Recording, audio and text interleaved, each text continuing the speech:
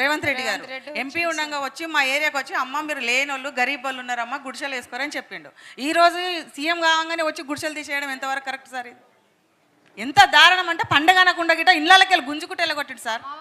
పండగ పెద్దరమ్మ సార్ బతుకమ్మలకు ఒక హౌస్ కట్టించుకున్నాం అందరం కలిసి, హౌస్ గిట్ట బతుకమ్మ లేకుండా గులగొట్టిండు సార్. ఈ సంవత్సరం మాకు చాలా దారుణంగా చేసిండు సార్ మమ్మల్ని. పెద్ద పండుగ రోజు అసలు మాకు తిండి లేదు తిప్పలు లేదు. ఇప్పుడు ఏమనంటే ఏమంటుండు, ఆ ప్రభుత్వం వచ్చి మిమ్మల్ని కాపాడింది అమ్మా, ఆ ప్రభుత్వం వచ్చి కాపాడుతుందా? అవును, ఈ ప్రభుత్వంలో ఉన్నప్పుడు ఈ ప్రభుత్వం మేము చేసే పని చేస్తున్నాం, మేము ఆ ప్రభుత్వం వచ్చి కాపాడమని.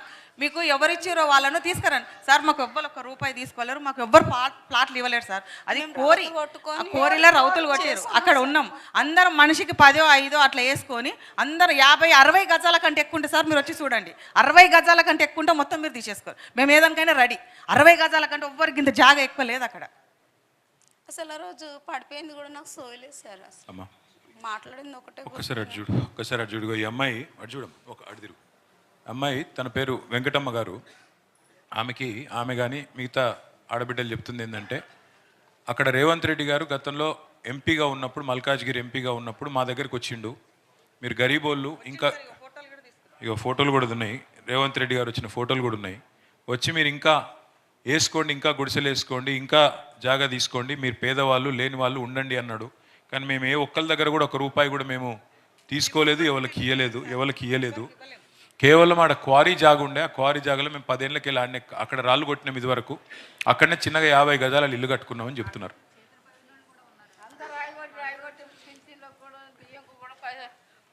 ఏర్లు వస్తలేవు నాయన, ఏర్లు వస్తలేవు మాకు. కంకర కొట్టి అరిగిపోయినాయి మొత్తము.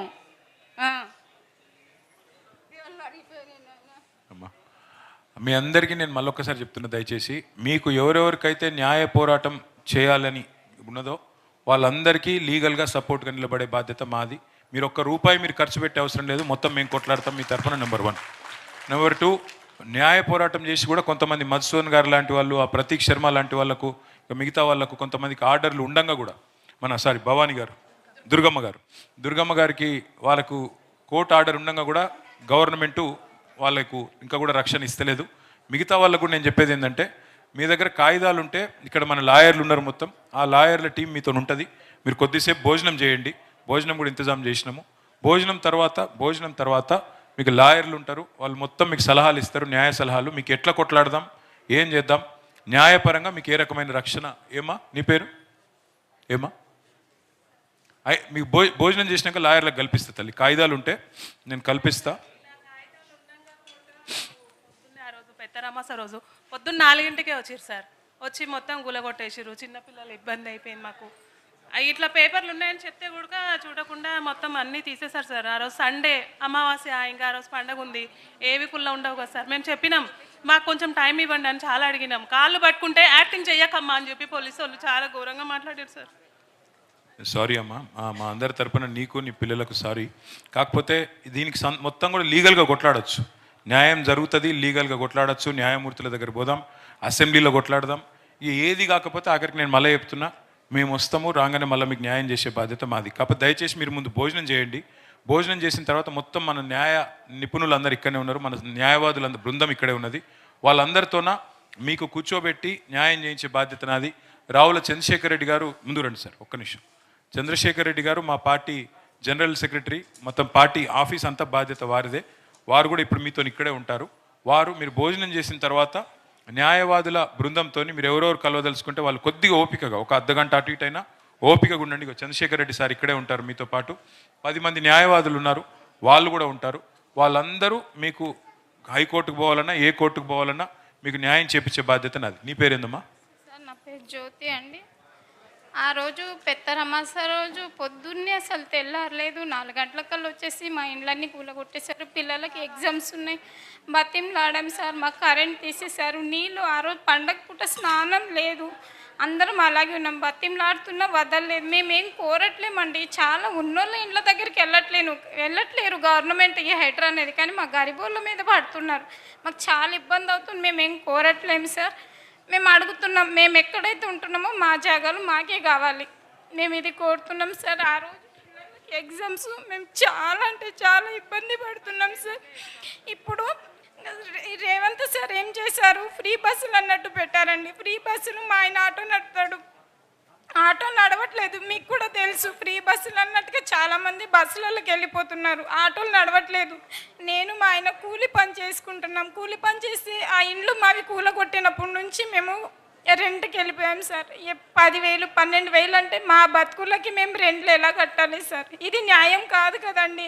మేము ఎలాగైనా గవర్నమెంట్ను కోరేది, మేము ఎక్కడైతే ఉంటున్నామో మా స్థలాలు మాకే కావాలి సార్. దయచేసి నువ్వు ఏడోకి బిడ్డ. అమ్మమ్మ ఏడోకు. అమ్మ వద్దు అన్న వద్దు లేవు అట్లా చేయకు ప్లీజ్ నువ్వు పిల్లలు ఏడుస్తారు, నువ్వు ఏడవకు. కాదు, పిల్లలు ఏడుస్తారు, మీరు ఏడవకండి. పిల్లలు ఏడుస్తారు, మీరు ఫస్ట్ భోజనం చేయండి సార్. ఒక్క నిమిషం రండి, భోజనం చేయండి. భోజనం చేసి కూర్చోండి. మీకు లాయర్లు నేను ఇస్తాను, కొట్లాడదాం, గట్టి కొట్లాడదాం. ఇప్పిస్తా తల్లి, ఇప్పిస్తా, అదే చెప్తాను, ఇప్పిస్తా బిడ్డ, ఇప్పిస్తాను. కాదు బిడ్డ, నేను ఇప్పిస్తా. సడన్ గా పాప పడుకోనుంది, మీరు కావాలంటే అయ్యో, కొంచెం పాపకి హార్ట్ 5% హోల్ ఉంది. పాప నేను చేపిస్తా, నువ్వు రంది పెట్టుకోకు, నేను చేపిస్తా. జాగలు మాకే కావాలి. నీ పాపకు కూడా మంచిగా చేపిస్తా, నీ ఇల్లు ఇప్పిస్తా, నువ్వు టెన్షన్ పడకు. వాళ్ళ పండగ నా మాటిను ముందు భోజనం చెప్పి, పిల్లలకు భోజనం చెప్పి, మిగతాది నేను చూసుకుంటా, నువ్వు భోజనం చెప్పి దయచేసి. మనం ఒక్క నిమిషం రండి. నమస్తే సార్, మేము ఆంధ్ర సెటిలర్స్.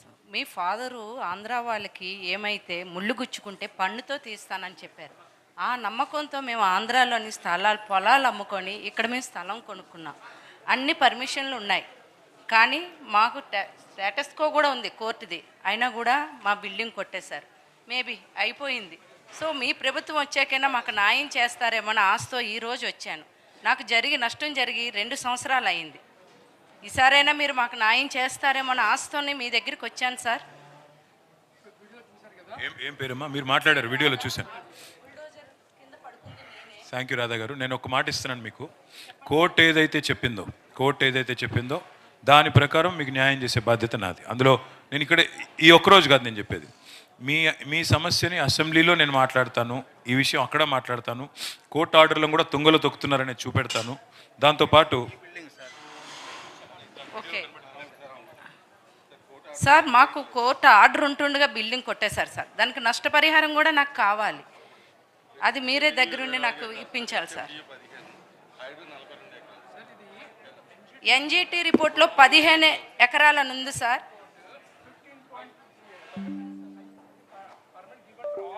ఎన్జిటి కోర్టులో ఇచ్చారు. ఎన్జిటి కోర్ట్ కాదంట, తప్పంట. It is under supreme court living. ఇది చూపించిన తర్వాత కూడా, మేము స్టే తెచ్చుకున్న తర్వాత కూడా they are coming and breaking down అండి. Nights they are coming. Sir midnight వచ్చి వర్క్ చేస్తున్నారు సార్. హలో, హెచ్ఎండిఏ పర్మిషన్ ఉంది, ఇది ఆర్డర్లో లేదు, ఎక్కడ లేదు సార్. జస్ట్ పక్కనే మన కార్పొరేటర్ కట్టినవన్నీ ఏమో ఫస్ట్ జస్ట్ టచ్ చేసిపోయారు. సార్ ఇప్పుడు కూడా 2 గంటలకు వచ్చి వర్క్ చేస్తారు. కాంగ్రెస్ వెళ్ళగానే అవన్నీ కట్టుకొని మీకైతే మళ్ళీ చెప్తున్నా, ఎవరికైతే నష్టం జరిగిందో మీకు కాంపెన్సేషన్ ఇప్పించే బాధ్యత నాది. కొట్లాడదాం గట్టిగా. సారీ, కాంపెన్సేషన్ ఇప్పిద్దాం. ఆ పోట్ మెడల్ వెళ్ళి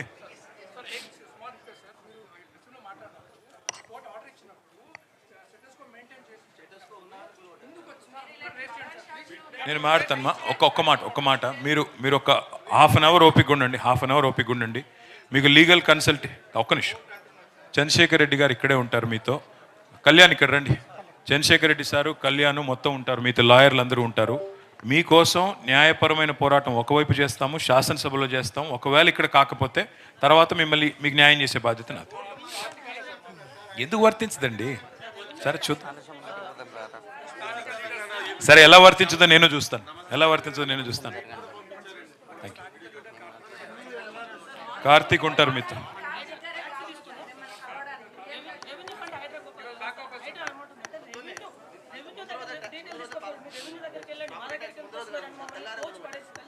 టెన్షన్ పడకండి. కోర్టు ఉంది, దేవుడు ఉన్నాడు. కొట్లాడదాం, గట్టి కొట్లాడదాం.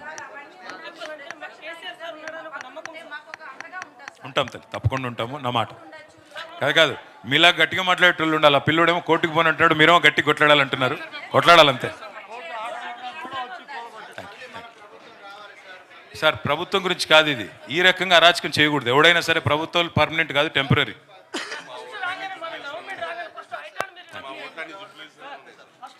మీరేం చేస్తారో మీరు ఇప్పుడు కూర్చొని ఒక గంట సేపు కూర్చొని ఇవన్నీ వివరాలు మా లాయర్లకు ఇవ్వండి, కొట్లాడు.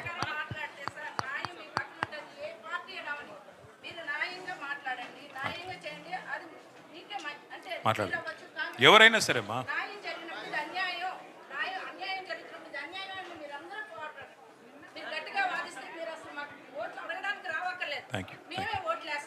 థ్యాంక్ యూ అమ్మా, అర్థమైంది. నువ్వు ఆ టెన్షన్ పడకు, ఫస్ట్ చేసేది అది.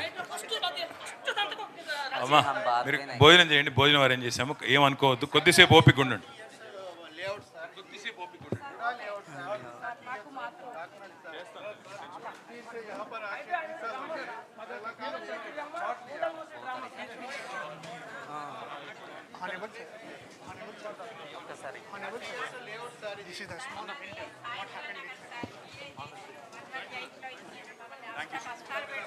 టెన్షన్ పడకండి అమ్మా, ఒక అర్ధగంట ఆగండి, లాయర్లతో కూర్చొని అర్ధగంట ఆగండి. సార్ నమస్తే సార్, మేము కృష్ణవేణి సార్. మేము గాజుల రామారం నుండి వచ్చాము. మేము అక్కడ ఇక్కడ భిక్షాటన చేసుకొని రూపాయి పోగు చేసుకొని వీళ్ళతో పాటు మేము కూడా అక్కడ ఇల్లు కట్టుకున్నాం సార్. మేము బయట భిక్షాటన చేసుకొని రూపాయి కట్టుకొని తల్లిదండ్రి వదిలేసి మేము రోడ్ల మీదకి వచ్చిన బ్రతుకులని మళ్ళీ మమ్మల్ని రోడ్ల మీదకి తీసుకొచ్చింది సార్ ఈ కాంగ్రెస్ గవర్నమెంట్.